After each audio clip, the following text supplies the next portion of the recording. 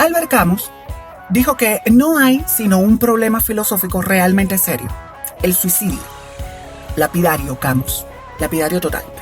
Pero lleno de razón también. Culturizando presenta Pónganse a leer con Pedro Julio. Hola gente, esto es Pónganse a leer con Pedro Julio, un espacio de divulgación de la lectura en el que nos encontramos, ahí hubo un trastabillo, en el que nos encontramos para hacer apología de ese vicio que nos une y nos consume a todos los que andamos por aquí, la lectura. Y hoy en Pónganse a leer con Pedro Julio vamos a hablar del suicidio. Quizá no como problema filosófico, aunque bueno, quién sabe, le vamos a entrar un poquito por ahí, vamos a mencionar algunos datos útiles, pero vamos a hablar del suicidio teniendo como punto de partida algunas de las grandes escritoras que decidieron quitarse la vida. Yo tenía rato preparando este episodio, rato. A ver, este era el tema con el que íbamos a terminar la primera temporada de Pónganse a leer, pero luego por razones que no vienen al caso, yo lo cambié. Pero en aquel entonces yo tenía una lista larga de escritores suicidas. De manera que, yo me puse a revisar aquella lista y me di cuenta, con mucho pasmo, que había un solo nombre femenino en esa lista. Ese nombre era Virginia Woolf. El resto eran todos caballeros: Mishima, Sandor Marai, el señor Stefan Zweig. Había un montón de caballeros ahí. Y entonces yo pensé, ok, algo está sucediendo aquí. ¿Es que acaso las escritoras no se suicidan? ¿O es que las escritoras se suicidan y son menos visibilizadas? Entonces me puse a nadar por internet y descubrí, pero así como oh Dios mío, con mucha sorpresa, que los hombres son más propensos al suicidio que las mujeres. Entonces, bueno, caballeros y señoras, hoy vamos a entrarle a este tema, un tema que es peliagudo. Vamos a hacerlo o intentar hacerlo con muchísimo respeto, porque yo entiendo que este tema es muy álgido, que es muy sensible, que es muy delicado, que todo el mundo tiene una historia con el suicidio. Yo tengo la mía con este tema. Me la voy a reservar, aunque ustedes saben que yo les cuento muchas cosas por este medio y que yo soy un libro abierto. Hay otras que yo prefiero no, que me las guardo, porque esas son cosas que uno no supera con facilidad. Entonces empezar a rascar eso es como quitar la costra y entonces va a empezar a sangrar otra vez y no vale la pena. Bueno, el suicidio es un flagelo, gente. Es una cosa terrible que debemos atender como sociedad y que debemos prevenir. Y dicho esto, vamos a arrancar. Vámonos con los tecnicismos. El suicidio técnicamente es un acto, y es el acto de quitarse la vida deliberadamente por mano propia. Es decir, una persona decide poner fin a su vida de forma intencional. Hay muchísimas causas por las cuales una persona puede tomar la decisión de quitarse la vida. Pero los especialistas, es decir, los psicólogos, los psiquiatras que estudian esta situación, coinciden en que las más frecuentes son una desesperación generada por el padecimiento de alguna enfermedad grave, también los trastornos mentales como la depresión, la bipolaridad, la esquizofrenia. Otra causa puede ser también el alcoholismo o el abuso en el consumo de ciertas sustancias. Otra causa puede ser el trastorno de estrés postraumático o un historial terrible de abuso sexual o de abuso físico o de abuso emocional. También puede que los problemas financieros o los problemas personales motiven a alguien a pensar que vivir ya no tiene sentido y que no vale la pena esto y que bueno, que ya chao, se acabó. Cuando una persona decide quitarse la vida, lo hace en parte porque ya está cansado de lidiar con una situación que no pudo controlar. Y aquí pues algunos pensarán, bueno, sí, claro que se puede controlar, y tú puedes con todo, y vamos a lograrlo, y sale y mira el sol, y las nubes y tal. Pero para una persona que está pasando por una situación complicada, estas son patrañas que no ayudan en nada. Si usted tiene cerca a alguien que usted ha detectado o le ha manifestado que tiene idea de suicida, por favor, ayúdelo buscando asistencia calificada. Es decir, especialistas, psicólogos, psiquiatras, gente de ciencia. Esa es la gente que sabe. Continuamos. El suicidio es una acción humana universal. O sea, desde que el mundo es mundo, y desde que los seres humanos andamos por ahí caminando por el planeta, el suicidio existe porque se ha generado en nosotros. En algunas épocas fue muy perseguido y hasta sancionado y se le condenaba a quien intentaba quitarse la vida. Por ejemplo, los cristianos condenaban a los suicidas y les impedían que les enterraran en los cementerios de las comunidades, en suelo santo, o celebrarle misas por el descanso de esa alma. Algo a lo que yo no le encuentro mucho sentido, porque yo, siendo un católico recalcitrante y repimpolloso, creo que esa es el alma que necesita más oración y más comprensión. Pero bueno, yo soy una rara ave desde tiempos inmemoriales hasta en la iglesia. Sin embargo, en otras civilizaciones se ha tolerado el suicidio.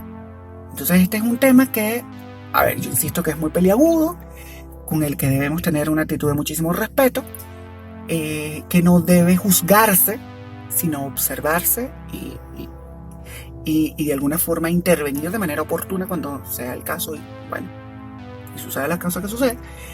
Pero, insisto nuevamente, y voy a ser muy reiterativo con esto, hay que tratarlo con muchísimo respeto, sin importar nuestras ideas filosóficas, nuestras ideas religiosas, nuestras ideas intelectuales. Aquí no importa nada de eso. Aquí hay que respetar. Quizá el caso más antiguo registrado que tenemos de un suicida lo encontramos en la Biblia.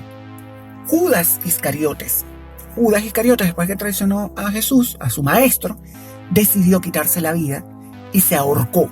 Aunque luego hay otro pasaje de la Biblia que dice otra cuestión, el suicidio de Judas en la horca es como la versión más conocida y es la que todos manejamos.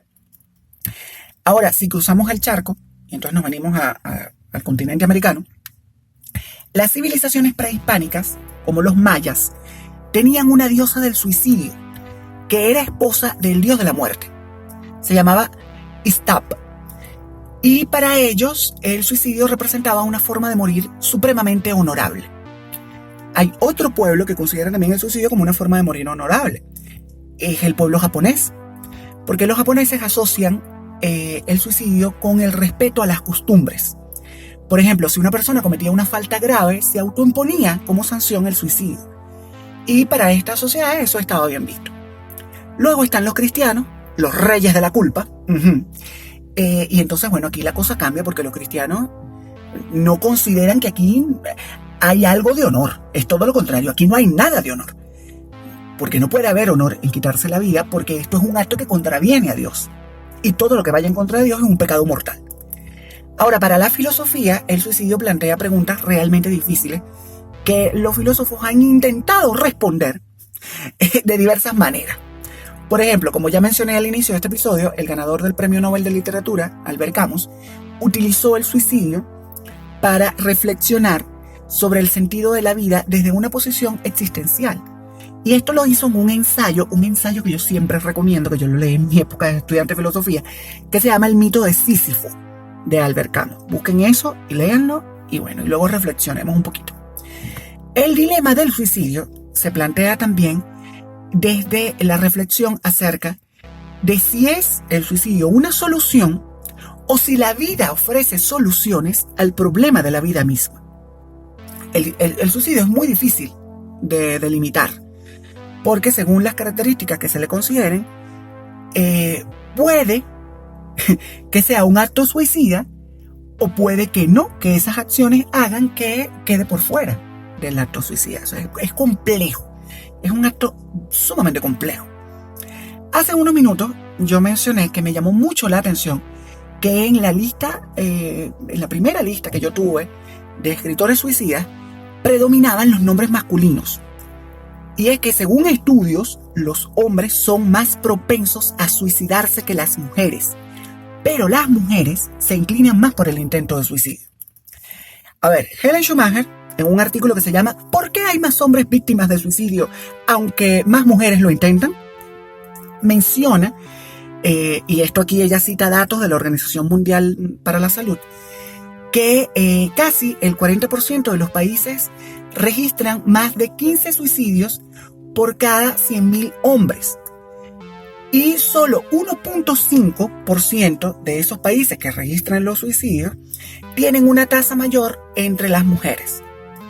La vicepresidenta de la Fundación Estadounidense para la Prevención del Suicidio, la psicóloga Jill Harkavy Friedman, dice que desde que se llevan estos registros se ha visto esta disparidad. Siempre se ha mostrado esto, la brecha de género.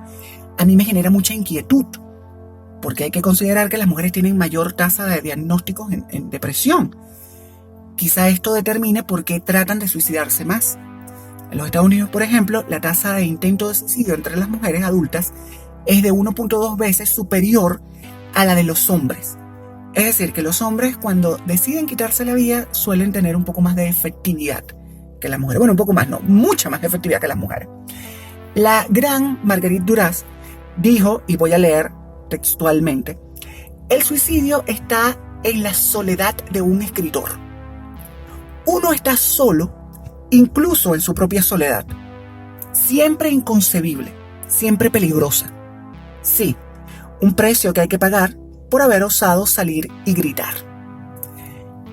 Qué brillante era Marguerite Duras, realmente brillante.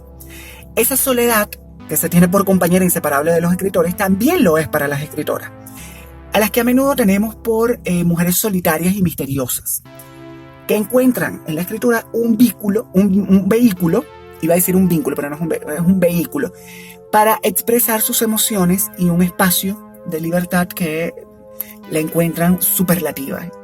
O sea, eso no tiene límites, esa libertad que se encuentra a través de la escritura. Muchas escritoras tuvieron vidas muy agitadas y tuvieron que pasar por momentos muy tormentosos y soportar en su mayoría solitas ellas experiencias de vida que, si bien sirvieron de inspiración para algunas de sus obras, también causaron mucho dolor en ellas. Yo aquí voy a compartir con ustedes el testimonio de algunas de estas escritoras que decidieron quitarse la vida, y vamos a compartir también algunas de sus obras fundamentales para acercarnos a ellas. Y como siempre, yo a partir de este momento voy a renovar la esperanza que renuevo siempre con ustedes de despertarle la curiosidad a cada uno de ustedes. De la primera que vamos a hablar es de la única que estaba en la lista original de escritoras suicidas, o de escritoras suicidas en ese entonces, Virginia Woolf. Woolf nació en Londres en enero de 1882 en el seno de una familia compuesta por los tuyos, por los míos, por los nuestros, porque bueno, su papá tenía una hija de un matrimonio anterior, su mamá tenía 3 hijos de su primer matrimonio, y entre los dos procrearon 5 hijos, entonces una familia numerosa. Por cierto, que la mamá de Virginia Woolf se llamaba Julia Princep Stephen, fue modelo de los pintores prerrafaelitas. Muérete tú. Ese es un movimiento artístico que a mí me subyuga y por eso lo menciono, porque me gusta muchísimo. Mi cuadro favorito, bueno, mi segundo cuadro favorito en el mundo es Ofelia, de John Everett Miles, que es un pintor prerrafaelita.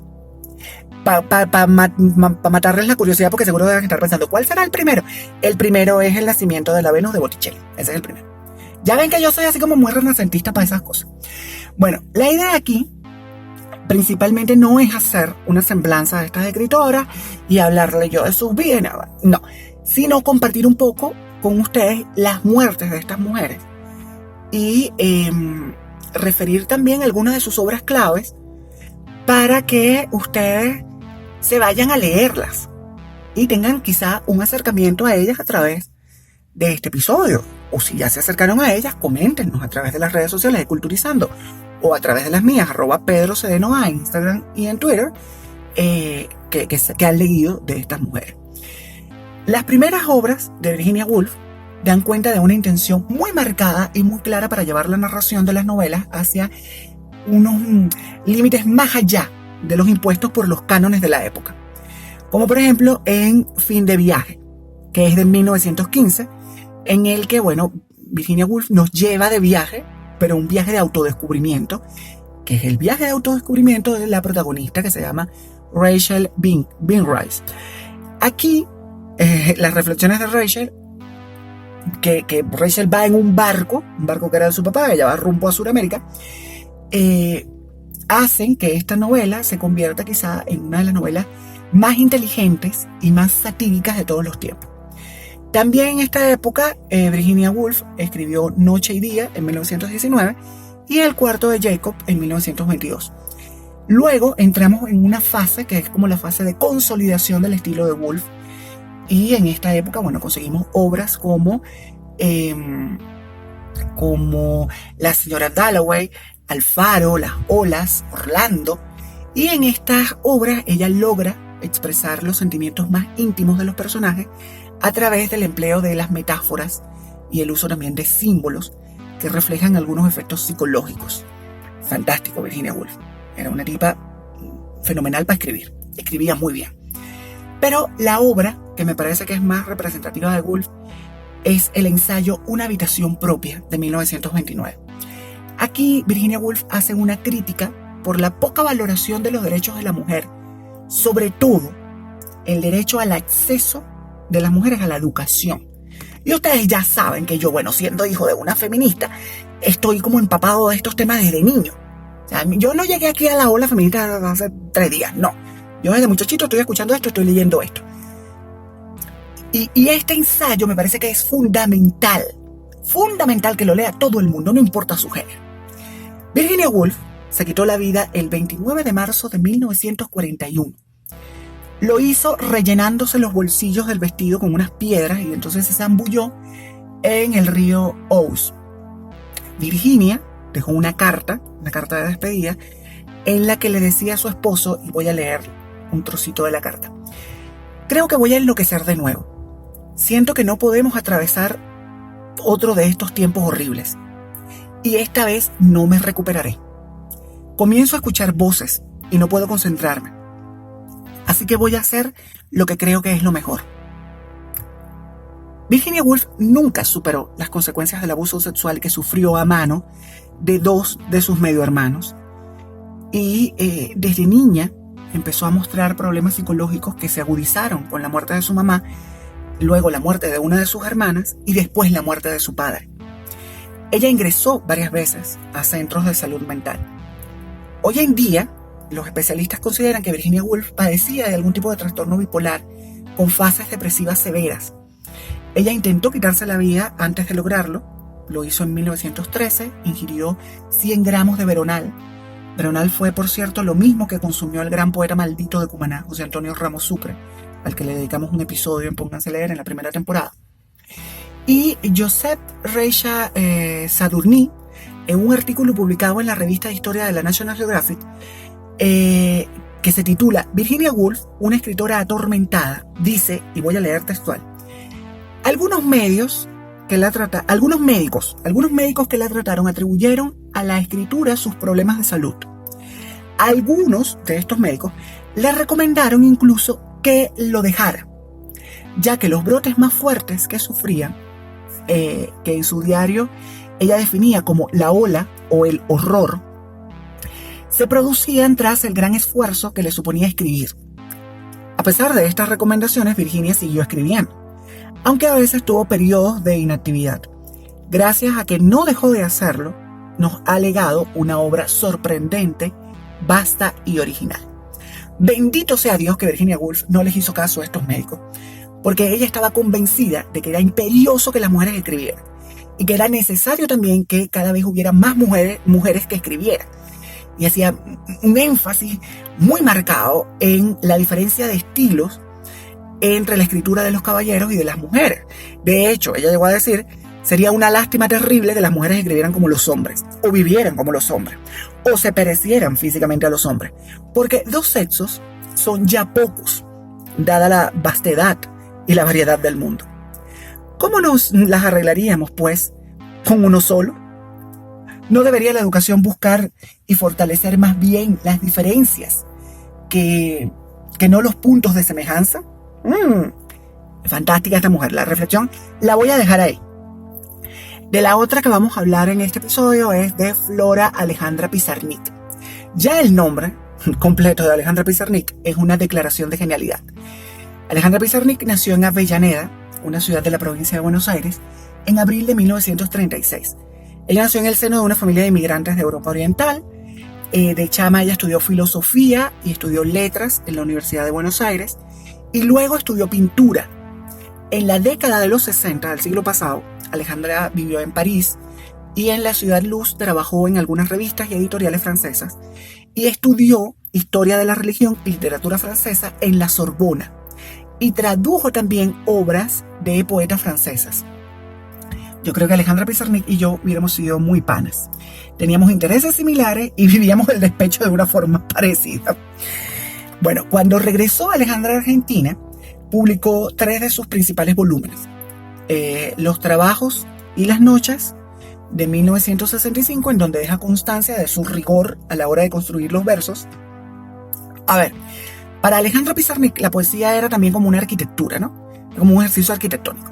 De manera que ella construye con las palabras que usa, marcando el ritmo y la espacialización. Dirán ustedes, ¿qué es la espacialización? Esto es un proceso en el que se transforma una cualidad o una entidad no espacial en espacial. Luego, en 1968, publicó Extracción de Piedra de Locura. En este volumen, Alejandra Pizarnik se nos pone filosófica. Bueno, ella había estudiado filosofía. Y utiliza el nombre de una pintura de El Bosco. Hay una pintura del Bosco que se llama Extracción de una Piedra de Locura. Búsquenla por ahí. Para reflexionar en sus poemas acerca de los símbolos que representa el abismo de las emociones. Y ella logra en este volumen esbozar como una especie de mitología muy particular. Luego, en 1971, publica El Infierno Musical. Y en El Infierno Musical, pues ella logra perfeccionar la palabra como un medio para exorcizar su realidad. Alejandra Pizarnik sufrió varios episodios depresivos durante toda su vida y su suicidio fue anunciado. Ella acumulaba una tristeza inconmensurable desde niña, se sentía muy sola. De hecho, el suicidio es un tema recurrente en sus obras y lo expresa de distintas formas, a veces de manera muy literal y otras veces muy metafóricamente. Alejandra Pizarnik se quitó la vida a los 36 años, los años que tengo yo. ¿Y qué fue lo que pasó aquí? A ella la habían ingresado a un hospital psiquiátrico de Buenos Aires y ella logró conseguir un permiso de salida por una semana. Se va y el día 26 de septiembre de 1972 ingirió una sobredosis intencional de Seconal, que es un barbitúrico que se usa como sedante para tratar la angustia y la ansiedad y tiene unos efectos que son inhibitorios del sistema nervioso. Con su partida, Alejandra Pizarnik selló su destino y ya se acabó la tristeza y se acabó la soledad. Como muchos de nosotros, Alejandra no fue capaz de ver la luz que emanaba ella misma, que era una estrella luminosa. Y oye, caramba, mira, Alejandra Pizarnik, por ejemplo, se ganó en 1969 la beca Guggenheim. Y fue amiga también de escritores como Julio Cortázar, fue amiga de Octavio Paz, fue amiga de Italo Calvino.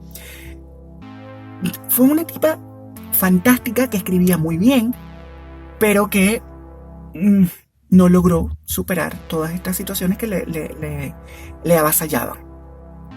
Y pudieron más que ella, y que las ganas que pudiera haber tenido de vivir. Yo siempre recomendaré que al menos una vez en la vida hay que vacilarse un despecho con los poemas de Alejandra Pizarnik. O sea, eso lleva el despecho a otro nivel, que se lo digo yo por experiencia propia. Otra escritora de las que quiero hablarles en este episodio es Sylvia Plath, que fue una super poeta considerada una de las máximas exponentes de la poesía confesional. Plath nació en octubre de 1932 en Jamaica Plain, en Massachusetts, en Estados Unidos. Era de origen austriaco-alemán y creció en una familia de clase media trabajadora. Ella estudió en la Universidad de Smith y luego, gracias a que consiguió una beca, pudo estudiar en la Universidad de Cambridge. En 1956 conoció al poeta británico Ted Hughes.